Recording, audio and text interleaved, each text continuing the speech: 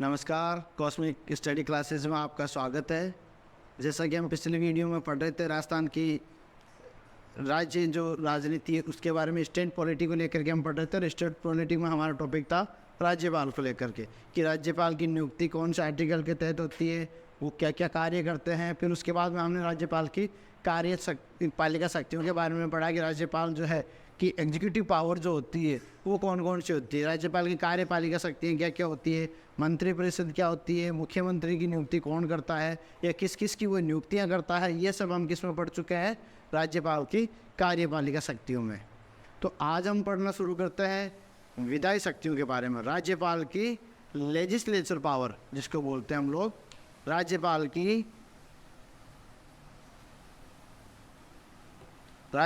की विधायी शक्तियाँ। आज हम पढ़ते हैं राज्यपाल की विधायी शक्तियों के बारे में, यानी कि राज्यपाल की लेजिस्लेचर पावर कौन कौन सी है, उन सब के बारे में आज हम अध्ययन करेंगे। तो उसके लिए सबसे पहले हम पढ़ते हैं अनुच्छेद 168, क्योंकि ये सारी पॉलिटी जो है ये अनुच्छेदों पर निर्भर करती है। जितने आर्टिकल के अकॉर्डिंग आपको पढ़ना होगा, और आर्टिकल का जो मेन जो पॉइंट है उसको आप पकड़ के चलो। आर्टिकल जो ये लर्न करना बहुत ईजी है। जैसे कि आर्टिकल 168 है, उसमें बोला गया है राज्यपाल क्या होगा, विधानमंडल। विधानमंडल में कौन कौन आते हैं, विधानसभा और विधान परिषद, ये दोनों किस में आता है, विधानमंडल के अंदर। तो राज्यपाल विधानमंडल का अभिन्न अंग होता है। ये किस में बोला गया है, आर्टिकल 168 के तहत, कि राज्यपाल कौन होता है। ये हम पढ़ रहे हैं किसमें, विधायी शक्तियों में, कि राज्यपाल विधानमंडल का क्या होता है, कि अभिन्न अंग होता है। और विधानमंडल में कौन कौन आता है, विधानसभा भी आती है और विधान परिषद भी आती है। 6 ऐसे राज्य हैं वर्तमान में जहाँ पर क्या है, विधान परिषद यानी कि विधानमंडल में दोनों है, बाकी की सभी जगह क्या है, विधानसभा। राजस्थान में क्या है, विधानसभा, और सदस्य संख्या कितनी है, 200 व्यक्ति। 200 MLAs के लिए जो बनी हुई है अभी वर्तमान में हमारे विधानसभा है। तो वर्तमान में हमारे जो विधानमंडल की एक ही श्रेणी है हमारे यहाँ पर, विधानसभा। तो आर्टिकल 168 ये बोलता है कि राज्यपाल विधानमंडल का क्या होगा, एक अभिन्न अंग होगा। स्क्रीनशॉट ले लीजिए, प्रत्येक आर्टिकल का आपको स्क्रीनशॉट दिलवाऊंगा मैं।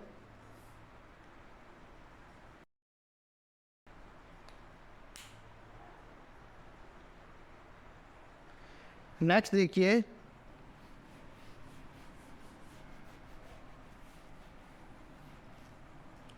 आर्टिकल यानी कि अनुच्छेद 171 171, इसके तहत राज्यपाल क्या करेगा, राज्यपाल विधान परिषद में 1/6 सदस्यों की क्या करते हैं, कि नियुक्ति, यानी कि इनको सदस्यों को मनोनीत करते हैं। राज्यपाल क्या करता है, 1/6 सदस्य, 1/6 सदस्य किसके, विधान परिषद के 1/6 सदस्यों का। विधान परिषद की जो संख्या होगी उसके 1/6 सदस्यों का क्या किया जाएगा, राज्यपाल द्वारा जो है मनोनीत किया जाएगा। अब ये किस किस क्षेत्र के आधार पर करेंगे, पहला देखो, कला के क्षेत्र में, विज्ञान, साहित्य, समाज सेवा, और एक है जो कौन सा है,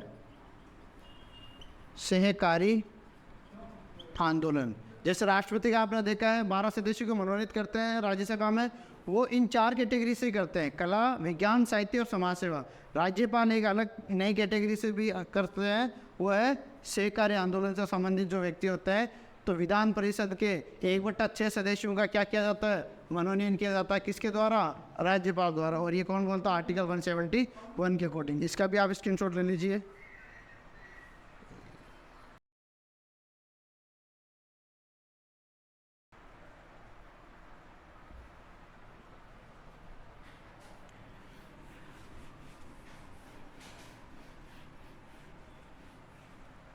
फिर राज्यपाल क्या करता है, राज्यपाल प्रोटेम स्पीकर की नियुक्ति करता है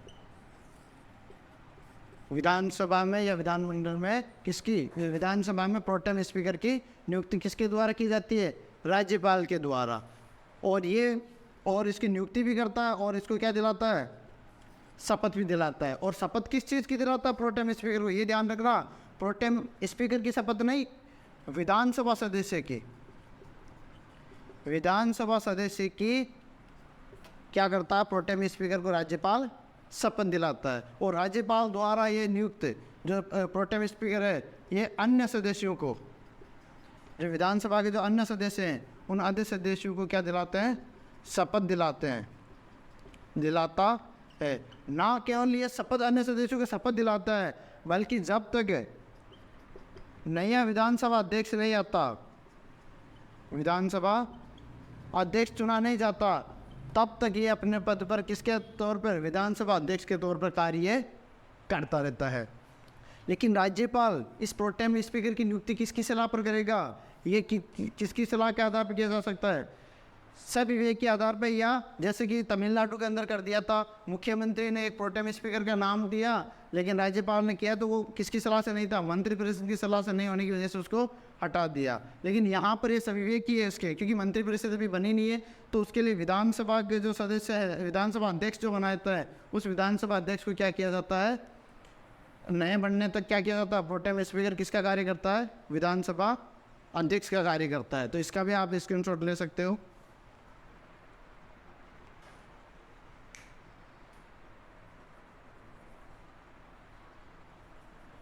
नेक्स्ट देखिए, आर्टिकल 174, अनुच्छेद 174, आर्टिकल 174। अब इस 174 के तहत राज्यपाल क्या करता है, 3 कार्य करता है। पहला है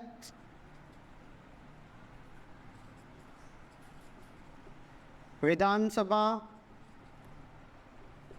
को संबोधित करता है, या संबोधित करता है, या अधिवेशन बुलाता है। आप संबोधित की जगह आप लिख सकते हो अधिवेशन बुलाते हैं। राज्यपाल क्या कर सकता है, अधिवेशन बुलाते हैं, अधिवेशन बुलाना पहला काम ये है। दूसरा है सत्रावसान करना, मतलब कि सत्र की समाप्ति की घोषणा करना, ठीक है। और तीसरा है, क्या राज्यपाल विधानमंडल को भंग कर सकता है, नहीं, विधानमंडल कभी भी भंग नहीं किया जा सकता, क्योंकि विधानमंडल का एक भाग है विधान परिषद, जिसको कभी भी हटाया नहीं जा सकता। तो किसको भंग किया जाएगा, विधानसभा को क्या किया जा सकता है, विधानसभा को भंग कर सकता है। तो राज्यपाल की विधायी शक्ति के अंदर हम क्या पढ़ेंगे, आर्टिकल 174 के तहत वो अधिवेशन बुला सकते हैं, वो सत्रावसान कर सकते हैं, सत्रावसान की घोषणा कर सकते हैं, या फिर विधानमंडल को विधानसभा को क्या कर सकते हैं, वो भंग कर सकते हैं। तो इसका भी स्क्रीनशॉट ले लीजिए आप।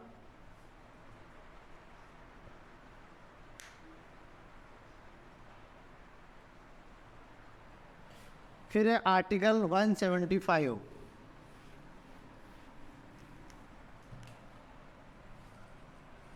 आर्टिकल 175 अनुच्छेद 175। इसके तहत 2 कार्य करता है। एक तो विधानमंडल को क्या करेगा, विधानमंडल को संबोधन देते हैं, और दूसरा इनके पास क्या है, विधानमंडल को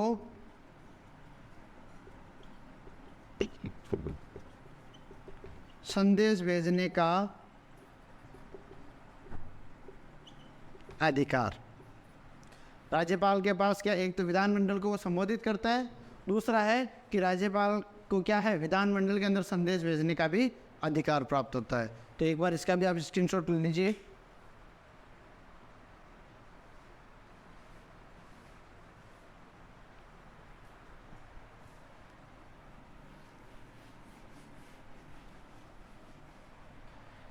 नेक्स्ट देखिए आर्टिकल 176, इसके तहत भी वही 2 कार्य करता है। पहले कार्य क्या करता है, विधानसभा के चुनाव के बाद पहले सत्र को संबोधित करता है। विधानसभा का जैसे ही चुनाव हुए और चुनाव के बाद में जैसे ही नई सरकार बन के आई, तो सरकार के आने के बाद सबसे पहले सत्र को कौन संबोधित करेगा, राज्यपाल। और वो क्यों करता है कि वो ये दिखाता है कि मेरी सरकार है, वो आने वाले 5 सालों में कौन कौन से कार्य करेगी। दूसरा है, प्रत्येक वर्ष के पहला सत्र कौन सा, वैसे तो देखा जाए तो बजट सत्र ही होता है। पहले सत्र को क्या करता है, संबोधित करना। पहला काम है कि चुनाव के बाद जो सरकार बन करके आई है, उस सरकार के लिए संबोधन करेगी कि मेरी सरकार आगे आने वाले 5 सालों में क्या क्या कार्य करेगी। और दूसरा है कि प्रत्येक वर्ष का जो पहला सत्र होता है, उस पहले सत्र में वो राज्यपाल क्या करता है, संबोधित करता है। और वो क्यों करता है कि मेरी सरकार ने पिछले साल में क्या क्या उपलब्धियां हासिल की है और आने वाले जो ईयर है उसके अंदर कौन कौन से कार्य वो करेगी। इन दोनों की जानकारी देने के लिए ये दोनों सत्रों को क्या करता है, संबोधित करता है। चुनाव के बाद जैसे नई सरकार बनकर के आती है, तो उनके पहले सत्र को भी संबोधन राज्यपाल द्वारा किया जाता है। और जो है साल के जो पहला जो सत्र होता है, उस सत्र के जिसको हम बजट सत्र बोल सकते हैं, उस सत्र को भी कौन संबोधित करता है, राज्यपाल। या कौन बताता है, मैं आर्टिकल 176। तो स्क्रीनशॉट ले लीजिए इसका।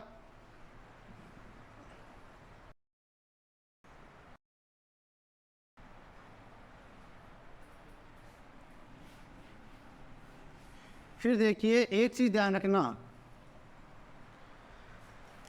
विधानसभा और विधानमंडल की अगर संयुक्त बैठक होती है, तो उसकी अध्यक्षता किसके द्वारा की जाती है, या उसकी संयुक्त बैठक को कौन बुलाता है, किसी को याद है? हाँ, राज्यपाल। जो विधानमंडल है, विधानमंडल की संयुक्त बैठक या विधानमंडल का संयुक्त अधिवेशन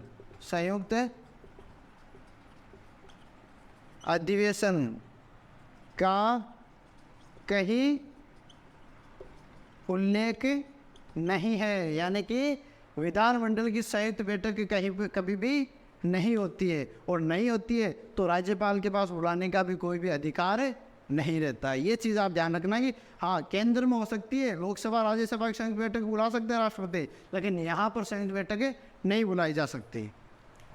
फिर है अनुच्छेद 200, अनुच्छेद 200। अगर राज्यपाल को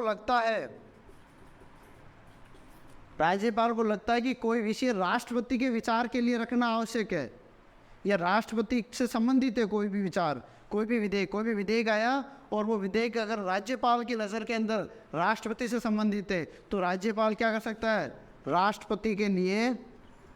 राष्ट्रपति की सलाह के लिए उस विधेयक को क्या कर सकता है, विधेयक या प्रस्ताव को अपने पास रख सकता है। ठीक है। आर्टिकल 200 यानी अनुच्छेद 200 क्या कहता है कि राज्यपाल, राष्ट्रपति से संबंधित कोई विधेयक जो राज्यपाल की नज़र में राष्ट्रपति से पूछना आवश्यक है, राष्ट्रपति की सलाह लेना उसको आवश्यक लगता है, तो उस विधेयक या प्रस्ताव को अपने पास में सुरक्षित रख सकता है। तो इसका भी आप स्क्रीनशॉट ले लीजिए।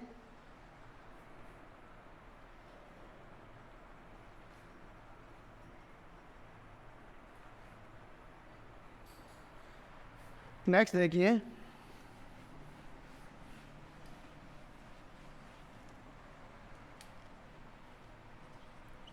अनुच्छेद 213। ये क्या है,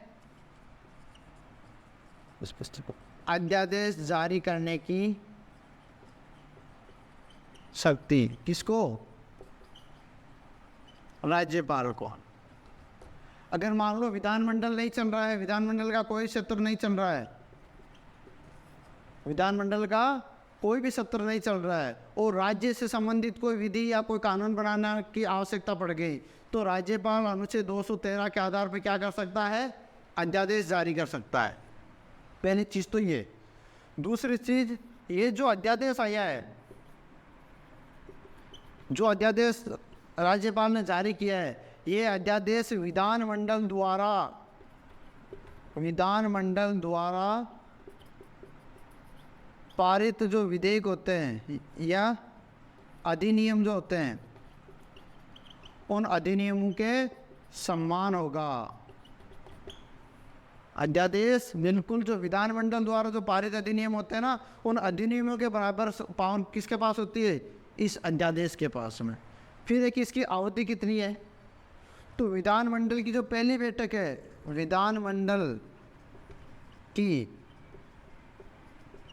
बैठक होती है, जैसे अध्यादेश के बाद में विधानमंडल की बैठक होती है, उस बैठक के 6 सप्ताह बाद तक इसकी क्या रहती है? ये वैलिड रहेगा 6 सप्ताह तक। जब विधानमंडल की अध्यादेश के बाद जब कभी भी विधानमंडल की अगर बैठक होती है, तो उस बैठक के 6 सप्ताह बाद तक वो क्या रहेगा? वैलिड रहेगा। वो अध्यादेश एक अधिनियम की तरह कार्य करेगा। अगर विधानमंडल ने 6 सप्ताह के अंदर अंदर उस विधेयक को स्वीकृति प्रदान कर दी, राज्यपाल द्वारा उसको क्या कर दी, पारित जो अध्यादेश उसको क्या कर दी? स्वीकृति प्रदान कर दी, तो वो विधेयक क्या बन जाएगा? अधिनियम का रूप है वो धारण कर लेगा। लेकिन अगर 6 सप्ताह तक विधानमंडल ने इस पर कोई जो प्रतिक्रिया नहीं की या इसको अस्वीकृत कर दिया या फिर कोई प्रतिक्रिया नहीं की, तो 6 सप्ताह बाद में ये अपने आप ही क्या हो जाएगा? रद्द हो जाएगा, अपने आप ही ये खत्म हो जाएगा। तो इसकी जो समय अवधि होती है वो कितनी होती है?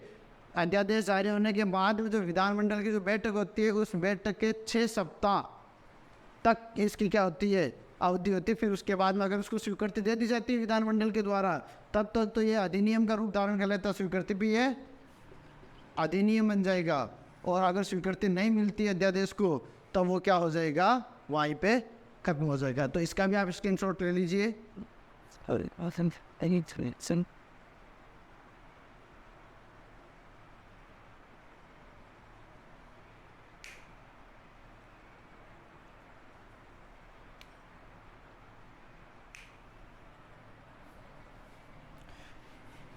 फिर जो विधायी शक्तियाँ हैं राज्यपाल की, उसमें 2 चीज़ें एक और है। पहली चीज़ है कि राज्यपाल जो है आरपीएससी है या राज्य महिला आयोग है या फिर मानवाधिकार आयोग है, नियंत्रण एवं महालेखा परीक्षक है, इनसे क्या करता है? विधानसभा में इनकी क्या करता है? रिपोर्ट प्रस्तुत करता है। किनकी? इन सब की। मानवाधिकार नियंत्रण महालेखा, जिसको हम सीएजी बोलते हैं, आर्टिकल 148 के तहत इसकी नियुक्ति की जाती है, जो हम बाद में पढ़ेंगे। तो राज्यपाल क्या करता है? इसकी रिपोर्ट है वो प्रस्तुत करता है इसकी। और एक काम है इसका, अगर मान लो विधानसभा का अध्यक्ष और उपाध्यक्ष और विधान परिषद का सभापति व उपसभापति न हो, तो अगर मान लो ये ना हो तो क्या होगा? ये बताइए आप एक बार।